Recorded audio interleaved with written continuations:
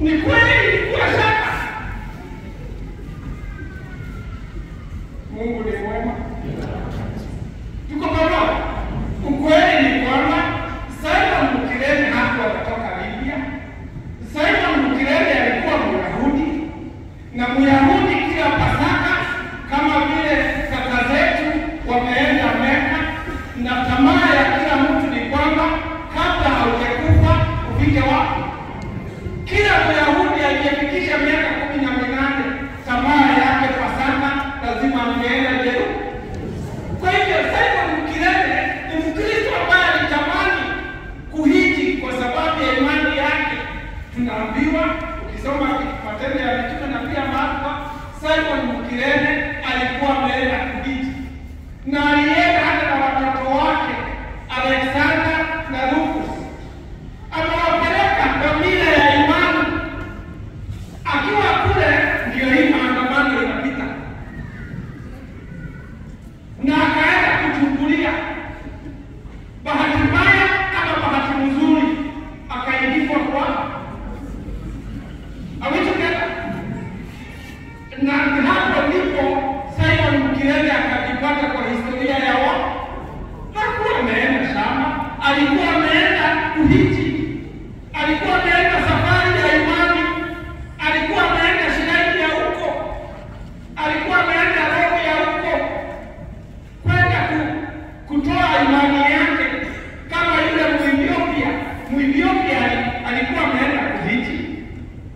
Anaporudi kwao Ethiopia, akawa anasoma kitabu cha Isaya, akatafuta kuelewa Mungu.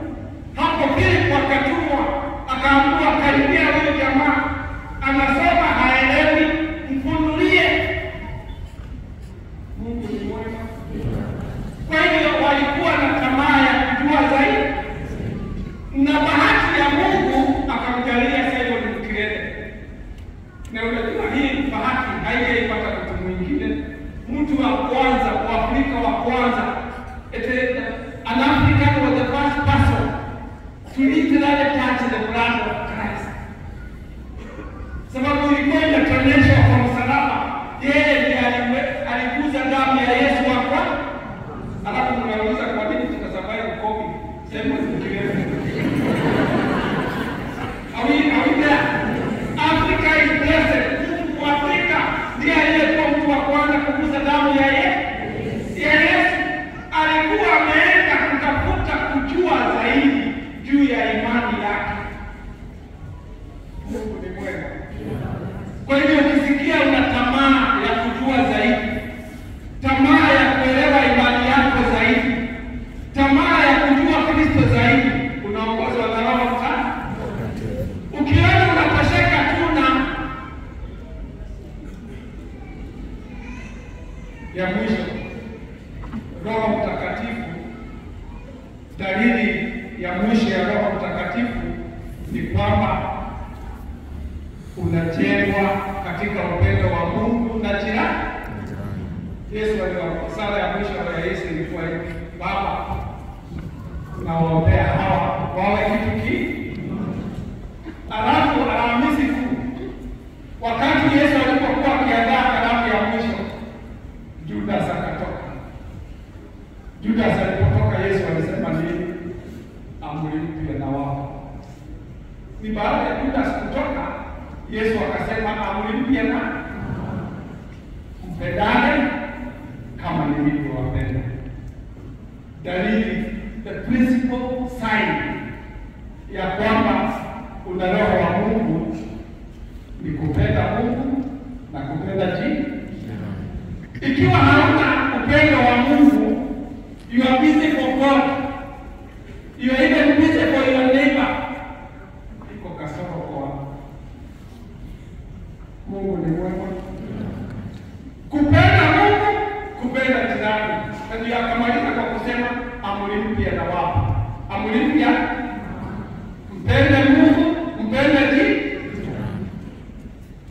Na upendo ni nini? What is love? It is to will good. Wakati ambapo unafikiria mazuri kwa kwingine. Na hivyo ndivyo Yesu alivyofanya. Kwa hivyo Roho wa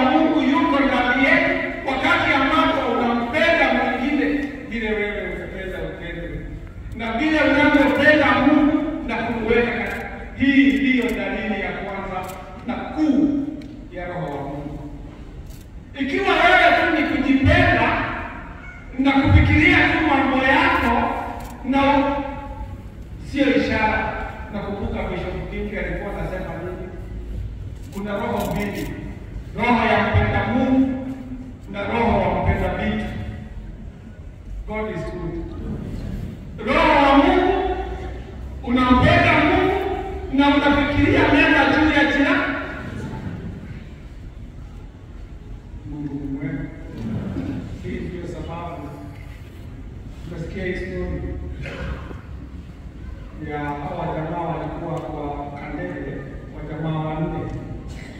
Kulikuwa Fada, kulikuwa Bwana Yesu, ongea Bwana, kulikuwa rubani na kulikuwa na scientist mwenye alijaribu kufanya research ya COVID na HIV. Alafu mara ghafla kukatokea shida kwa hii ndege, na ilipotokea na rubani akaona sasa ameshindwa kustabilize, kulikuwa parachute nne, parachute tatu. Rubani akaenda akawaambia wengine ni kubaya, na sababu mimi nimebaki kwa hewa kila wakati, hata sijapata time yangu na familia. Kwa hivyo sitaki kulenga wabaki bila. Kwa hivyo mimi naomba tu munielewe. Akachukua akagrab parachute yake akaruka. Amewacha wabaki. Naye huyu mwanasayansi akasema, mnajua ile dunia inakoja hii dawa. Nikienda dunia itabaki na gani? Muelewe tu, tuko pamoja. Kwa hivyo kwa sababu kwa minajili ya wengi, muelewe tu. Akagrabu nyingine akaruka. Sasa umebaki nani na nani? Bwana. Sasa wakaulizana imebaki moja, tufanye nini? Wakasema sisi sababu tumelelewa kwa kanisa, twende tufanye novena. Kabla wapalite novena kwenda kuangalia, wakasema tubariki parachute ya mwisho, tupata silaha na abariki. Kwenda kuangalia parachute mbili. Kumbe scientist sababu ya uona hakutofautisha parachute na bagi ya mwanadamu.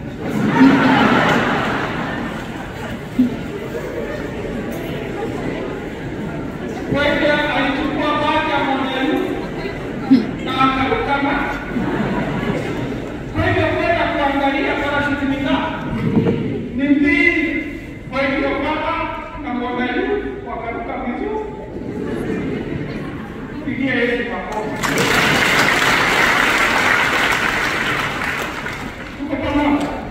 Wakati ambapo wewe unafikiria, hata Yesu alisema, wakati unapotaka kuiokoa nafsi yako, utaiangamiza.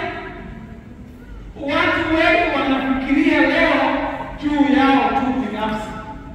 Wanafikiria juu yao binafsi. Hawafikirii wengine. And love is really good for us. Really good for us. Hata ukipewa huu ulimwengu wote uwe wako, utakufaidi nini? Hakuna. Furaha ya kila moja ni wakati mwingine hata mafuraha. Na kwa hivyo siku ya leo, ukitaka kujua dalili ya Roho Mtakatifu, angalia mtu huyu filosofia yake ni mimi ama ni mtu ambaye anafikiria wengi. Mungu ni mwema. Ninamaliza. These are personal experience. Najua siku moja tulitembelewa na wafadhili siku hizo, nikiwa pale kimoja. Sasa kuambia sababu naona siku mnaendelea sana. Na wakasema wanataka kusponsor hawa watoto ambao hawana wazazi. Na wakasema tuwatembeze kwa shule yetu. Nakumbuka nilikuwa kwa